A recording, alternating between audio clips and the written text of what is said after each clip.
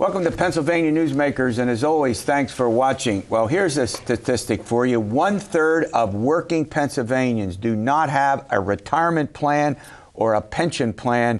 We're going to talk to the State Treasurer Joe Torsella about that. He has a plan to deal with that. Plus, the folks from the Credit Union Association are going to talk about saving lifelong.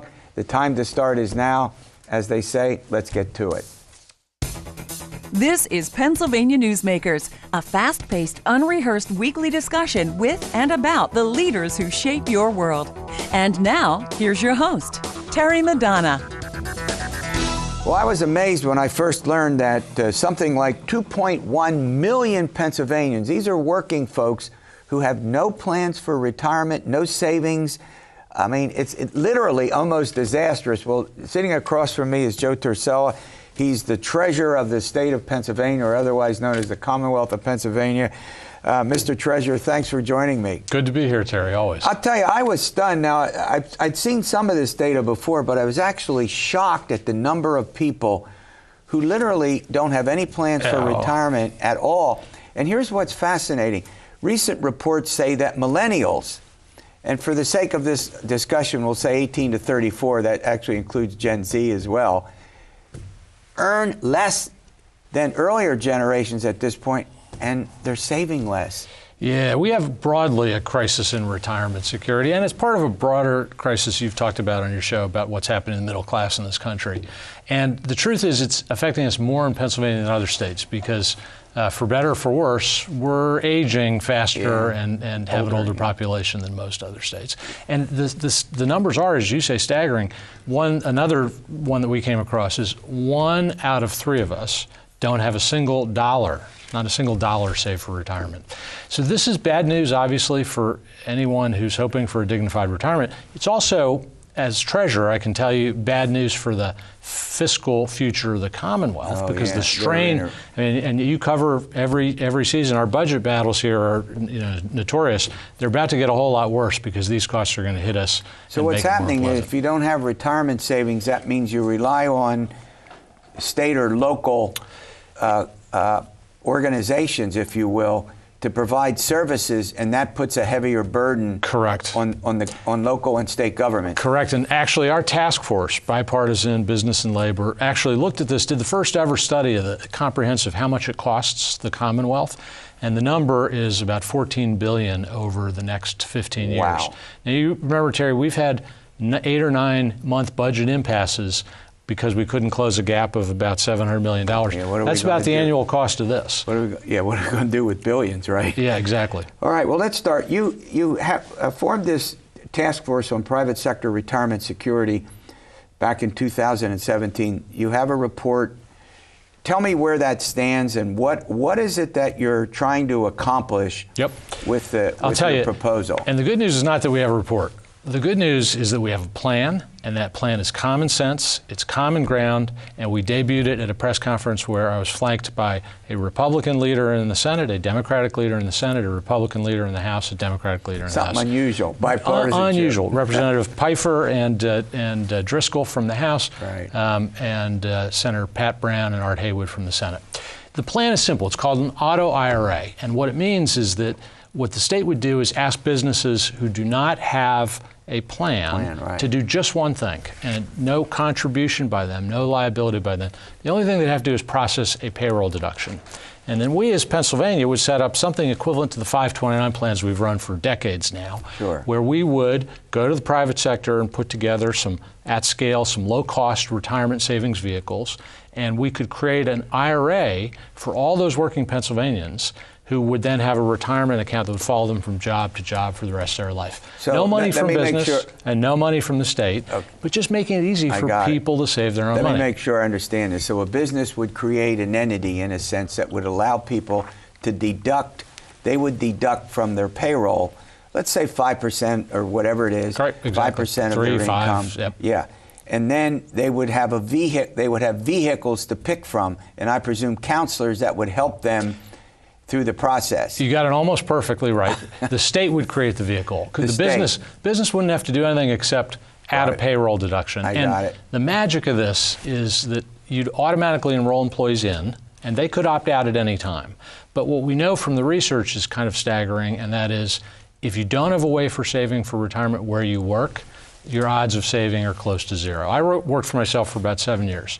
I think I'm financially sharp, I'm sophisticated, I knew about the importance of savings. But millions of people are not. But even for me, in only 2 of those years, did I manage to go to a bank and set up my own IRA. It's just a difficult process. Oh, it's as they say, very complicated. Complicated. So this makes it easy for businesses too. We did a survey. 4 out of 5 businesses would welcome this and would think it would be the state helping them out. There's some obviously paperwork and some, challenges internally for a business, but how could you say that this is a bad idea? I don't think you can. Now we'll hear, as you said, I'm sure some complaints about another payroll deduction. But the truth is that it's a lot harder for business to go set up their own 401k and go now they don't have to do that. Oh, they don't have to do any of that. Yeah. And for those 2 million Pennsylvanians, again, who are working, this is an easy set it and forget it way to save. Yeah. And selfishly, it's the right thing to do by them, but as a state, it's the right thing to do for us. All right, we're going to run to a quick break. We're going to continue this conversation, and then we're going to turn to, this is private sector, but how about the public sector? There are 2 large pension systems that are having some problems. We'll get to that in a moment. This broadcast of Pennsylvania Newsmakers is presented by the Pennsylvania Chamber of Business and Industry, the statewide voice of business, and by the Pennsylvania State Education Association and Partners for Public Education, bringing the power of a great education to our schools, our students, and our communities.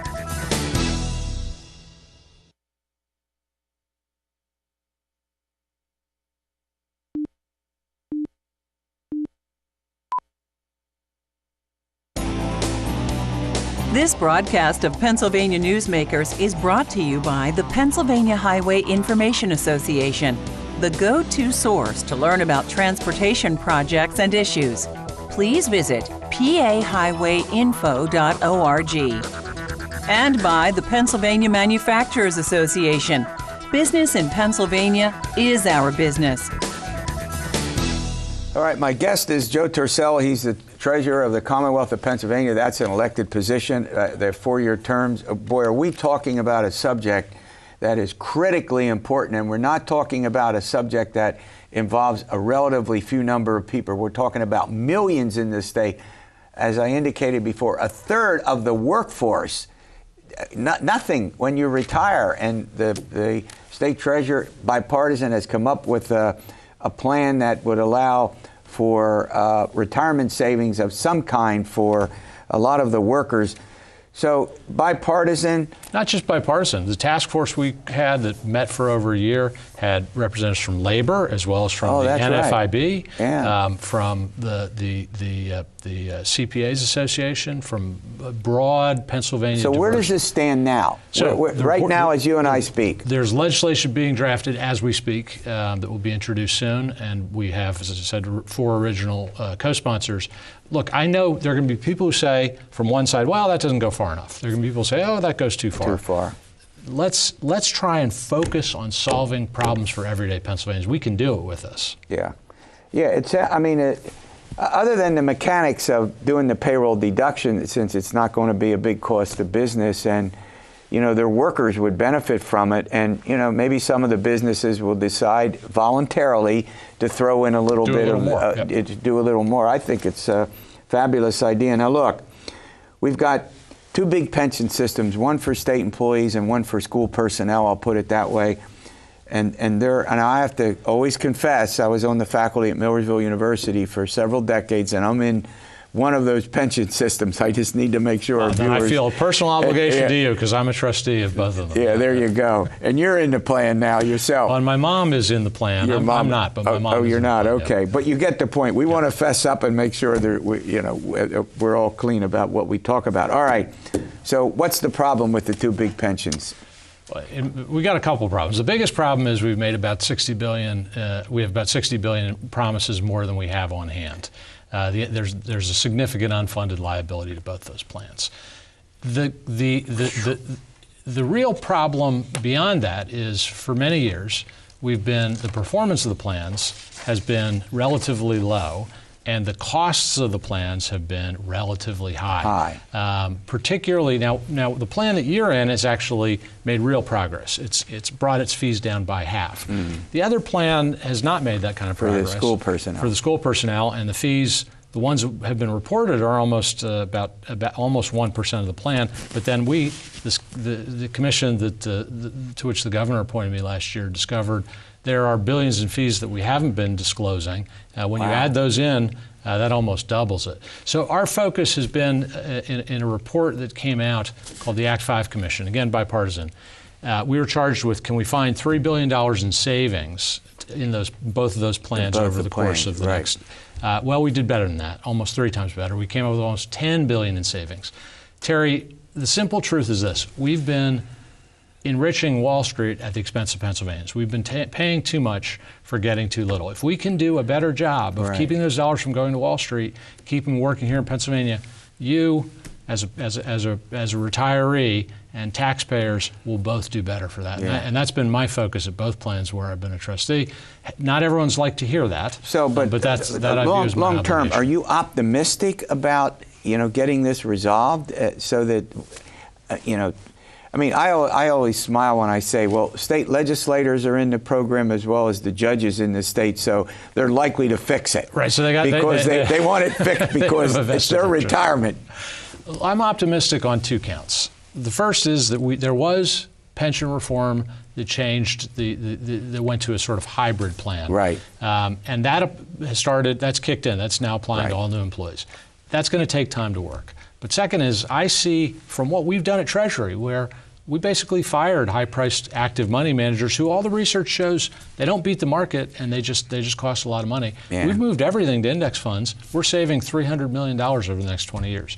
If you start doing those things at the plans, one of them has really started in that direction, I am optimistic that my replacement who comes on your show 10 years from now will be able to tell people. So you're optimistic then, final question, that this can get resolved and that there will be bipartisan support. I mean, that's going to be tough. That's good. I'm cautiously optimistic. We put out a great plan. It says consolidate the investment offices so we don't have 2 people or two offices buying the same product. It says be much more transparent so people like you can help hold them accountable. It says cut those fees. It says do an annual stress test. Now it's up to the legislature to enact that, and it's up to the plans to adopt it. Well, look, I want to thank you for coming in. I'm giving you an order. You got to come back, and I can't order him around. But you get the point. Will you keep us posted on it? All right, I accept your order. My order. I'll put it. My invitation. I'll put it better.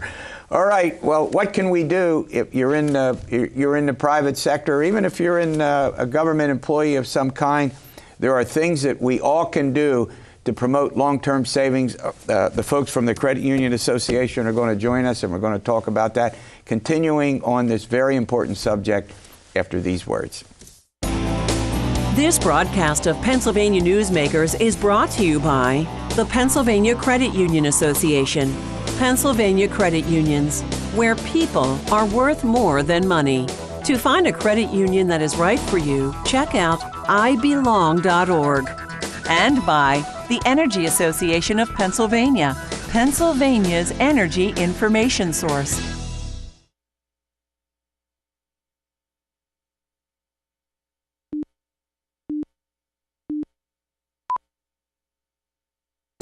This broadcast of Pennsylvania Newsmakers is brought to you by the Association of Pennsylvania State College and University Faculties, representing the faculty and coaches who are devoted to providing quality public higher education for Pennsylvania's college students. Well, you heard the conversation I had with State Treasurer Joe Torsella. There are millions of Pennsylvanians without any plans for retirement, without adequate savings. So I thought it would be great to talk to the folks from the Pennsylvania Credit Union Association. Mike Wishnow is here. He's the Senior VP and the Chief Marketing Officer for Members First Federal Credit Union, Michael Wilson. Gentlemen, thanks for coming on. I think the State Treasurer hit on something that needs to be emphasized over and over and over again. Now we know, according to a report, that millennials aren't earning as much as aren't saving as much, as I indicated earlier. Between 18 and 34-year-olds, Michael, this is not only just going to put a burden on local and state and federal governments, but it's also a tremendous problem in households. Oh, absolutely. It's a lifestyle issue, Terry. I mean, most of us think we're going to retire someday. Many of the millennials aren't thinking that way. Yeah. They're thinking they're going to have to keep working. So, I mean, clearly what Treasurer Torsella is putting forward, and hopefully what the legislature will enact, will be some form of institutionalized savings.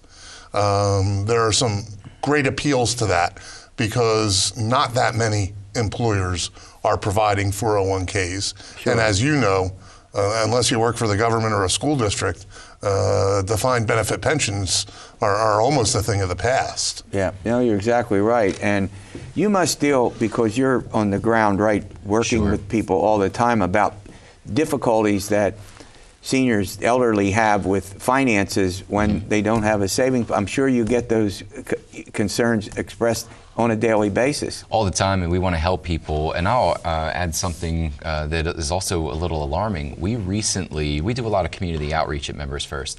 We recently went to an event where students from elementary school on up were walking around tables. At our booth, at our stand, we had a big check there. It's actually kind of alarming. The younger students didn't even know what a check was. So we spent much of our time explaining what it was and what you do and how you save, and that was really eye-opening. Yeah. Well, so let's start with some advice to folks. So one of the things is this has to be done early. Right. You can't suddenly, when somebody's 50 years old, decide, well, we're going to do money management and we're going to get into savings habits. Yeah, that's absolutely true. I mean, good money management, budgeting, savings really starts very, very early. And I know Members First and many other credit unions really start with pre-K. I mean, when you're reading to a child, the Berenstein Bears' Trouble with Money is my favorite book, because it can teach them some basic concepts about money and about wants and needs. Mike, you guys are doing a lot of that stuff. We do. We actually have a role dedicated solely to financial literacy, and not just for children, also for adults. But it's a big part of what we do and part of our core values. Our CEO was actually just at Milton Hershey last week reading to first graders and talking about the importance of saving money. But we also have things like special accounts for kids. We involve piggy banks and put some activities-based edutainment, we can call it. But I like that. Hold on, let me just jump in here for a minute. What I like is you give your children or your grandchildren an allowance, and then you figure out what they should do with it. Spend some of it, save some of it, instead of just rushing out to a store and spending all your allowance on the first day. Go ahead, take it. Well, I have a great example of that. So a friend of mine actually just moved his mother down here, and she's helping to take care of the grandkids. So she took them into the Members First branch, and we gave them these piggy banks. So the oldest of the two young boys, now he takes what he earns, he puts it in the piggy bank, and it's now part of the family's education, where he comes into the branch, he uses our coin counters, he learns how much he has. And it went from, I need to get this little thing, to, oh wait, I have this much? Well, if I save a little more, I can get this. That's great. But each time he opts not to spend it because he's making more and more. He went to school for a what do you want to be when you grow up day. That's and a great story. I want to work in this field so I can give everyone money. There you go. All right, we're going to run to a break. Well, continuing these practices into adulthood, we'll get to that. This broadcast of Pennsylvania Newsmakers is brought to you by the Pennsylvania Medical Society. Inspired physicians committed to the good health of Pennsylvanians and the advancement of the practice of medicine. And by the Pennsylvania Healthcare Association, the future of long-term care.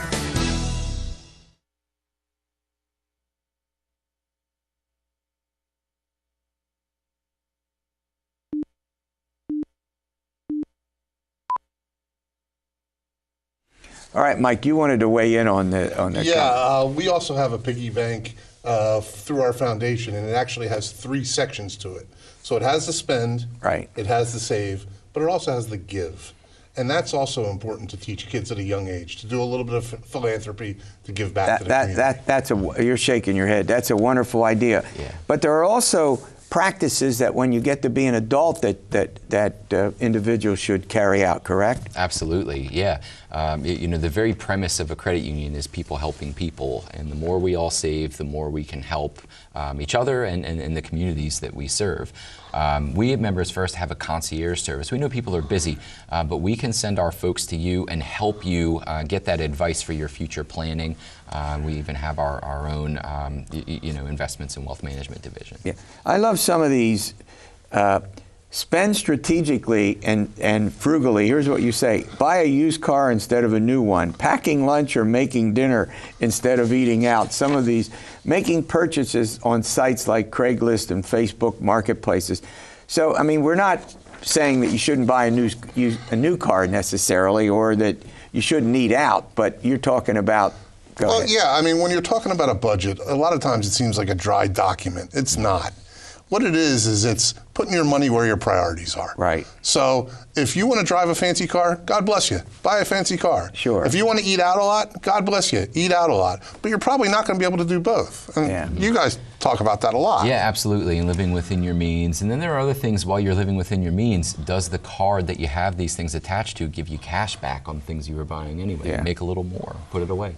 Yeah, but the bigger point in here, I think, is to develop, Michael, a budget, and to stick to the budget and spend when you can and what you should spend on. Save, but go ahead. This budget thing, I wonder how many...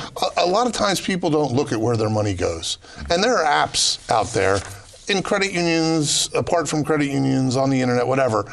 But if you look at where your money's going and it doesn't align with your lifestyle priorities, right, then you probably ought to recalibrate. Again, it's the same notion. If there's something that you like, all right, by all means fund that. All right, last question. Torsella said that,